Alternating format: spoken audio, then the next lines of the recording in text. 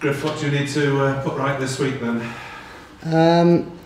We've got to be a bit more disciplined. There was a few soft penalties. You go to Connacht away, and even though we had a fair share of possession and territory, we let our discipline go at certain points. We are trying to be more clinical in terms of what we've got in terms of the possession and how we use it, and trying to develop a couple of aspects of our attacking game. But ultimately as well, we've got to just be accurate on our skill execution in terms of individual players around the training, the standards. We've got to drive up, and it becomes a bit of accountability on who makes errors and transfer into games, and understand with the crux of the season where we've got to be error free, and especially against the next couple of teams who thrive on turnovers, and where that game can become out of control pretty quickly. How difficult has it been to tweak things mid-season then, as from your point of view? Yeah, it's tricky. It's a tricky time with a number of different things, especially with the international contingent going, where we'd had a good block of work with them, and tactically we had some good messages going on, and we put ourselves in the mix in Europe. But again, application on the last day didn't hold true.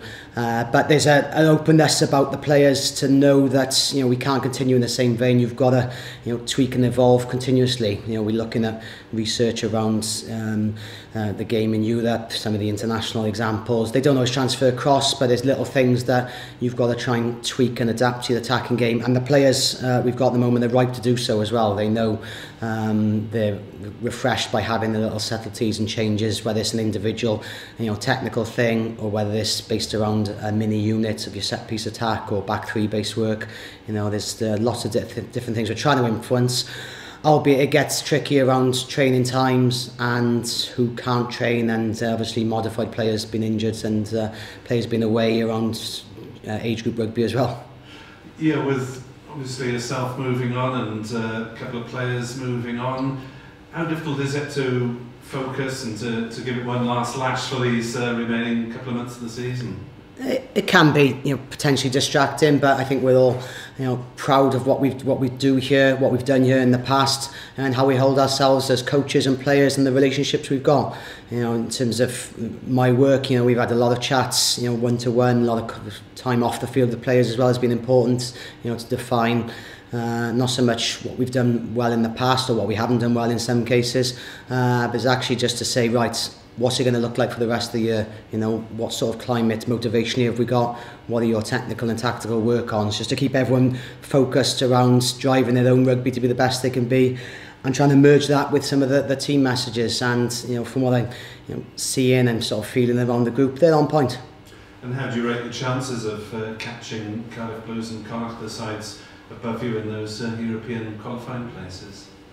As Clarkey said last week, the danger is the games are slipping by us, especially when you go to Connacht and pick up 0. But we're going to take the challenge head on. It is pretty tangible. They can see us there. It's not just over the horizon and too far away. We know we've got to pick up some results of the next 3. 3 out of 3 is going to put us potentially back in that mix going into the last 4. And you start dropping points around these, then it does become a real tricky run in. But we can just focus on where we are this moment in time.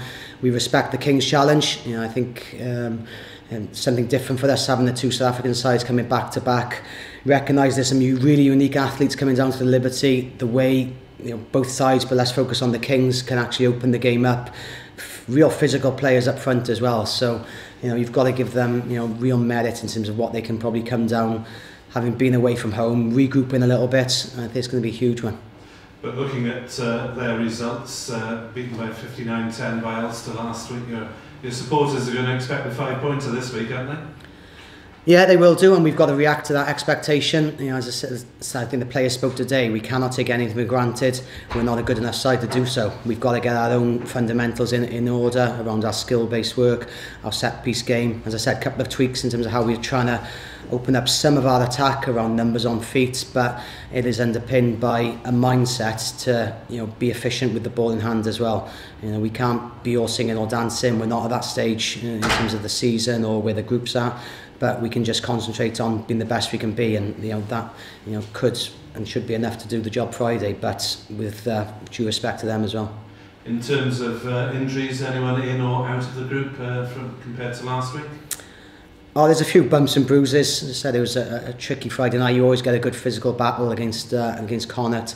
But you know, we're mopping up okay. There's a couple of touch and go, but I think they're by and large most in the mix. Do you expect we might get one or two more released by Wales, players who were on the bench last week and might be in need of game time? We'd hope so. I know Clarkie's asked the question. He's had a couple of things back and forth with Gats and the management there. They've got obviously an important review around the England game yesterday, today. So we're hopeful for more information as we get to tonight. Day off, but we'd welcome players back just to run the team run and players who can adapt and just settle into the side. Hopefully, but we'll soon find out. What about Dan Biggar? Is there any chance of him playing for you this week? No, not to my knowledge. No, as I said, we've probably got a feel for the players who may come back, but Biggs hasn't come across my table. What's his position, do you think, as far as you're concerned, and potentially playing in the Ireland match? Do Wales need him back in the starting side straight away, or is it too much of an ask, not having had any rugby for a few weeks for him?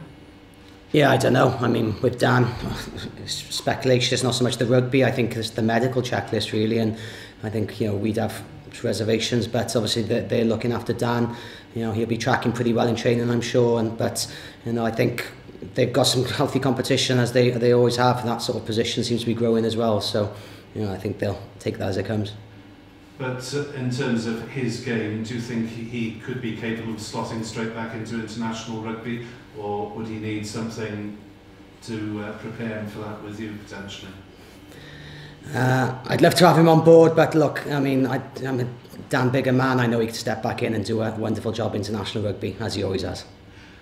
Rees Webb, where's he in terms of injury and potential reappearance for you towards the back end of the season? Yeah, it'll be the back end, if anything. I think this block of work is different around him recovering properly now. But I think for us it's working around this group. I think when we get to the mid-end of March we'll know where we are and just tackle everything else head on around people who are available or not, as the case may be.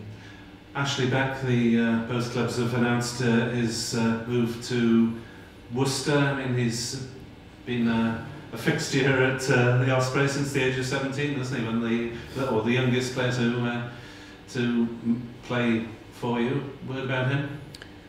Yeah, great servant. Obviously, it is. People talk about it as a business, this, that, and the other, but you do get quite emotional knowing that. I first coached Ashley in 2006, so there's a lot of water goes under the bridge. You build up a big relationship with the player, but the person as well. And I know it's been difficult for Ashley, but he leaves as a real great Osprey in my opinion, in terms of what he's contributed on the field through the academy, and how he's developed as a man on and off the field through a lot of setbacks as well over the number of years. He's been an important figure for us on the field, but also off it as well. And I find it difficult that these guys want to take on new challenges away from the Ospreys, but I respect it and understand it's a new league, and I think it's something that Ashley can really have a good go at. A player who might have had a lot more Ospreys appearances and a lot more Wales appearances had it not been for his terrible luck with injuries over the years. Yeah, unquestionably. Skill set to die for, and for me, he's also got the ability to run effective lines in midfield. That's people see it as a carrying game, but there's just so much subtlety to the carrying game as well with what he's offered, and a full range who over the years has found his voice as well, and it's been great to see him develop. Nick mentioned Ashley there. I mean, there's Ashley leaving Rees, Dan. There's almost a feel of is it almost a fresh start next year with the Ospreys? Obviously with the coaching coming in as well. Does it feel as if the place is at a bit of a crossroads at the moment here? Yeah, a little bit. I think there is ambition behind the scenes. We're seeing people come in, and some of the young talent that is going to hopefully flourish, but also responsibility on a lot of international players here who have got to now become great international players, and that comes by how they put themselves into form around the Osprey shirt, how they train, how they react to new coaches. But yeah, you're right. I think there's the backline in particular. As probably in my time, we haven't had the resource to be able to evolve our backline as the way things have come to a head at this point. But again, you've got to use that as an opportunity for the Ospreys to see players coming in, young players, and almost a blank sheet of paper for coaches to work with and talent to work with as well. Was there a contract offer for Ashley to stay for new spell here at the Ospreys? I don't know, because of my situation in terms of what I spoke to Steve and the others about me not being here in the summer. For next year, I haven't been involved in any recruitment decisions this year. And just in terms of the next 2 weeks, 10 points could give you a real spark for the rest of the season, in terms of that run in. You do pick up 2 big wins against the South African teams. Yeah, as I said to Nick, we've got to take this one in isolation. That's, we want to pick up a win. In an ideal world, bonus points may become important with it. But hopefully that's on the back of some of the good rugby we're going to try and produce. I think the fans and some of the Liberty faithful deserve some good rugby from the Ospreys. We'll endeavour to put something on that produces winning rugby, but some good ball in hand rugby as well. But you're right, if we can get that right, suddenly then things can take on a different complexion, and we can really go for that 4th place Champions Cup spot.